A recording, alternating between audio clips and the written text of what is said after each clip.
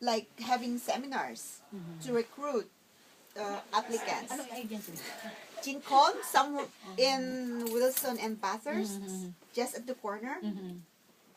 Then I didn't know that my supposedly employer is a ghost.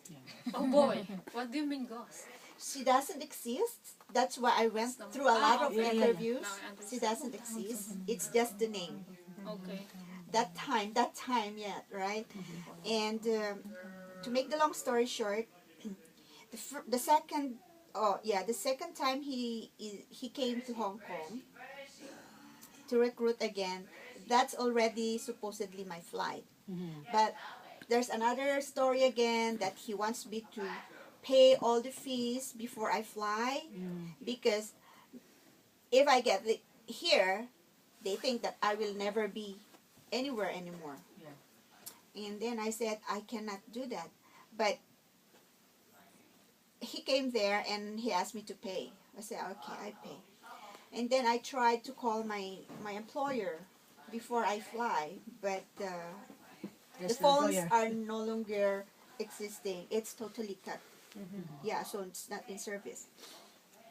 So it's because I don't know what's going on here.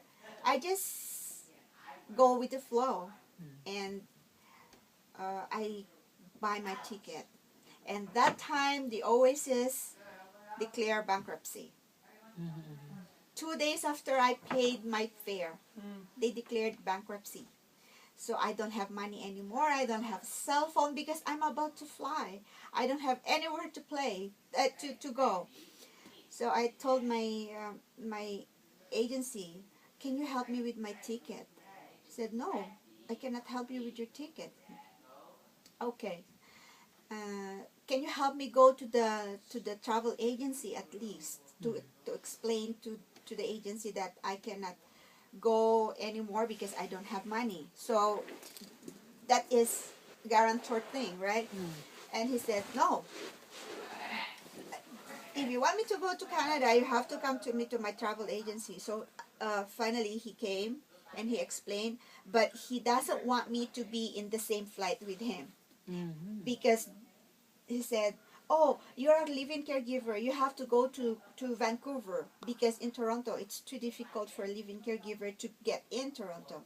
So the agency said, no, I cannot put her in another flight because she has to leave. So it's real fun for me because I was in the same flight with the owner of the agency. But, you know, it's like I don't know anything. I didn't have any clue what will I gonna be expecting here. So when we were at the airport, he told me, don't go close to me, don't talk to me. So I still didn't get it. I still didn't get it at all. And okay, I did what he asked me to do. Then I get here, I didn't have money at all. Because they didn't say that I have to pay the card. It's just like I'm totally, I'm totally blind. So I said, oh, I have to pay $2 for the card. And then the supposedly assistant who is coming to pick me up, she wasn't there because on that day there's a one A2A from Taiwan, the same agency, and there's one also, the same agency from Taiwan, who was questioned. I don't know what happened. Who was questioned. They let her in for 14 days in Canada. After 14 days that they will not iron out the issue, they will send back home. But the other one, they sent her home right away. So I'm the third one in the same agency who had issues. So that's already a red flag. But the immigration officer is too kind enough for me. He called me and said, sit down for 30 minutes. I'll try to call your employer. And if not, I'll call you back. So I waited 30 minutes. And he came back and said, I cannot call your employers. The existing telephone numbers are totally cut. So I gave the assistant number. Mm. And she answered the phone and said, yeah, I'm coming to vote Catherine Manuel from Hong Kong. I'm just on my way.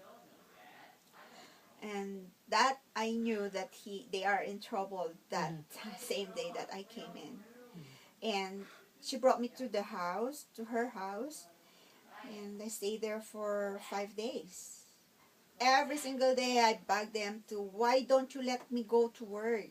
No, you have to get over your jet lag. Jet lag is nothing. I can work, and I have 2 kids back home, and I have to pay you. Don't worry, we'll send you to your boss. They didn't say anything at all until the 5th day they drove me to Sutton. If you know that, Susan. Sutton at what's that? You know, Lake Simcoe? Yeah, up there. Yeah. It's where they took me to clean and manage 11-bedroom bed and breakfast. Not only that, her house is a century house. Which is, imagine a century house. It needs a lot of woman's touch. Plus, it's situated in an acre garden. Oh boy. Plus, I do have to paint. I do have to do the plumbing.